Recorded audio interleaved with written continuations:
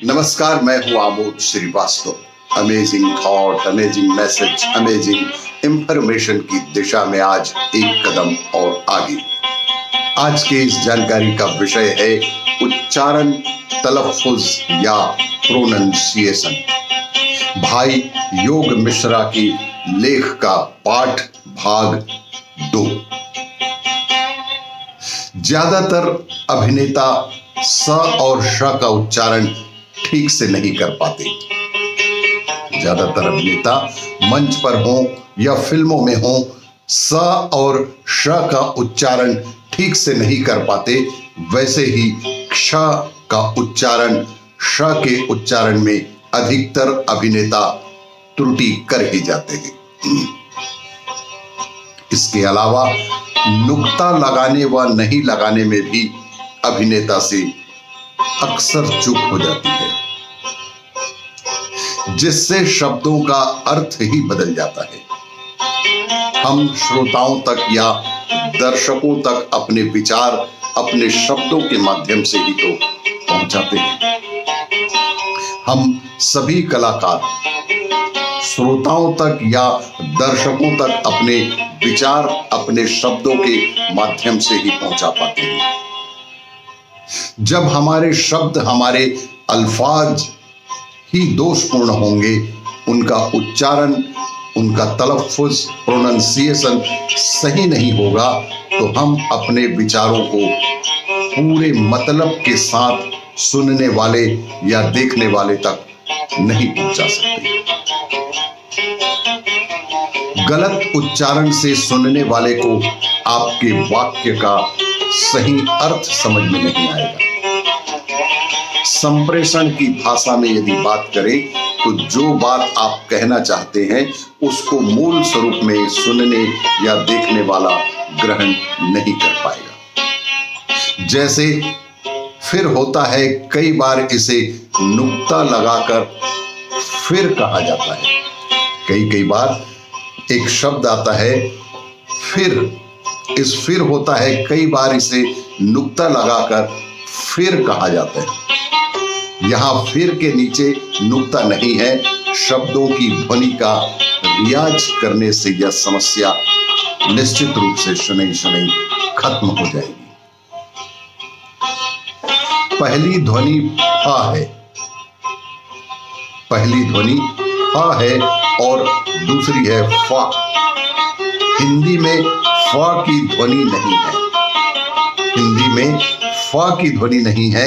हिंदी के जितने भी शब्द हैं, जैसे कि फल, फूल, फिर, फागुन, फुलवारी, फैलाव, फेंकना, फन फैलाना इत्यादि, इनमें कहीं पर भी नुक्ता का प्रयोग नहीं किया गया है।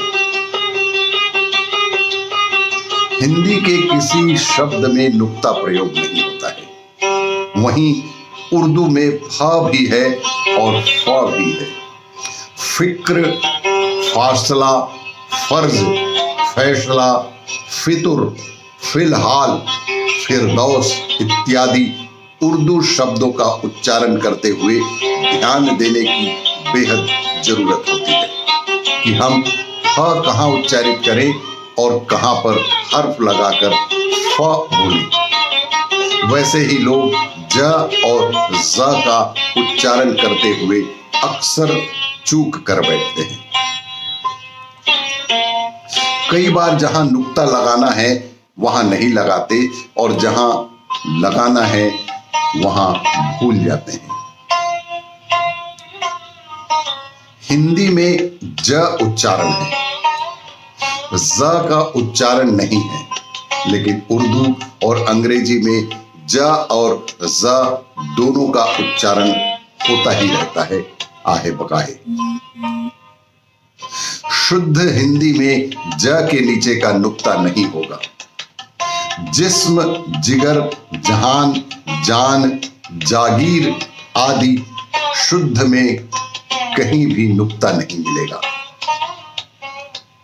और वहीं उर्दू में नुक्ता नहीं लगाने से अर्थ का अनर्थ भी हो सकता है। जैसे कि जिंदगी, जिक्र, जिंदाबाद, जख्म, जमीन, जमीर इत्यादि। देखें नुक्ता लगाने या नहीं लगाने से कैसे अर्थ का बदलाव हो जाता है। हिंदी में बिना नुक्ता लगाए राज कहें तो शासन, और नुक्ता लगाकर राज कहेंगे तो अर्थ होगा रहस्य या भेद। हिंदी में जिस प्रकार नुक्ता लगाए बिना यदि हम राज कहते हैं तो वह शासन से संबंधित होगा, और नुक्ता लगाकर राज कहेंगे तो उसका अर्थ भेद या रहस्य होगा। उसी तरह ग और ग के उच्चारण में हिंदी में नुक्ता नहीं है, जैसे कि गाल, गोरी, गुलशन, गाना, बेगम, गुनाह, गुलजार इत्यादि। उर्दू में ग भी है और ग भी है, जैसे गजल, गलत, गम, गुरूर, गफलत, मगरूर इत्यादि। उसी तरह हिंदी में खा है, खा की ध्वनि नहीं है, लेकिन उर्दू में दोनों ध्वनियां ही प्रयोग में लाई जाती है। हिंदी का एक शब्द खाना है, यदि आपने इसमें नुक्ता लगा दिया तो मतलब ही बदल जाएगा। खाना में नुक्ता नहीं लगा है तो उसका अर्थ है भोजन। खाना में जब नुक्ता नहीं लगा है तो उसका अर्थ है भोजन, और नुक्ता लगाकर खाना कह दिया तो उसका अर्थ हो जाएगा घर। हिंदी में खिड़की, खिड़की, खिलाड़ी, खोलना, खिलड़, खिला, खोजना, और उर्दू में खुदा, खुशबू, खाली, खत्म, खारिज इत्यादि शब्द का उपयोग होता है।